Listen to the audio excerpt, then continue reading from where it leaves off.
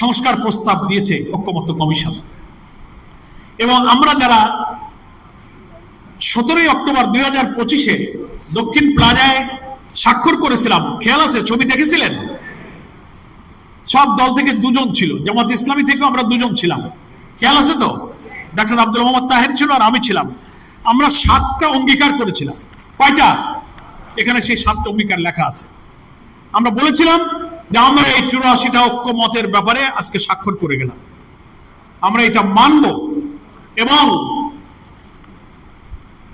আমরা বলেছিলাম যে জনগণের অধিকার ফিরে পাওয়া এবং গণতন্ত্র পুনঃপ্রতিষ্ঠা সুদীর্ঘ আন্দোলন সংগ্রামের ধারাবাহিকতায় 24 সালের জুলাই আগস্টের গণ অভ্যুত্থানে হাজারো মানুষের জীবন ও রক্তদান, অগণিত মানুষের সীমাহীন ক্ষয়ক্ষতি ও ত্যাগ তিতিক্ষার বিনিময়ে অর্জিত সুযোগ ও তৎপ্রেক্ষিতে জন আকাঙ্ক্ষার প্রতিফলন হিসেবে ধারাবাহিক প্রক্রিয়ার মধ্য দিয়ে প্রণীত ঐক্যমত্যের ভিত্তিতে গৃহীত নতুন রাজনৈতিক সমঝোতার দলিল হিসেবে জুলাই জাতীয় সনদ 2025-এর পূর্ণ বাস্তবায়ন নিশ্চিত করব।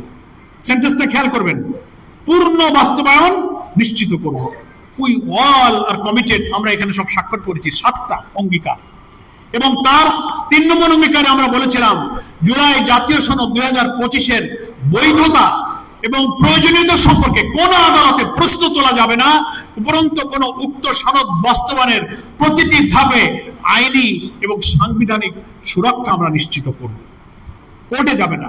বিএনপি কিন্তু এই সনদ ঘোষণার পর যে জুলাই সনদ আর গণভোটের দাবিতে ময়দান উত্তাল হতে লাগলো, কৌশলে ওনারা হাইকোর্টে এই জুলাই সনদের বিরুদ্ধে একটা রিট ফাইল করেছে কোর্টে। তাহলে এই করা অঙ্গীকারের প্রতি তারা ওয়াদা লঙ্ঘন করলো না। এখানে বলা হচ্ছে তারা আদালতে যেতে পারবে না এর বিরুদ্ধে, কিন্তু কায়দা করে তারা আদালতে রিট করেছে জুলাই সনদটা বাতিল করার জন্য। আপনি এটাও শুনেছেন, গণভোটটাকে বাতিল করার জন্য অর্ডিন্যান্স জারি করেছে 25 নভেম্বর অফ 2025-এর 25 নভেম্বর একটা অর্ডিন্যান্স জারি করেছিল গণভোট অধ্যাদেশ। সেই অধ্যাদেশটা বাতিল করার জন্য নতুন পার্লামেন্টে এই সরকার বিশেষ কমিটি গঠন করে সেই অধ্যাদেশ গণভোট বাতিল করার জন্য প্রস্তাব করছে। ওই যে একটা নিয়ম আছে, যখন কোন পার্লামেন্ট কোন সরকার ক্ষমতায় থাকে না, তখন অন্তর্বর্তী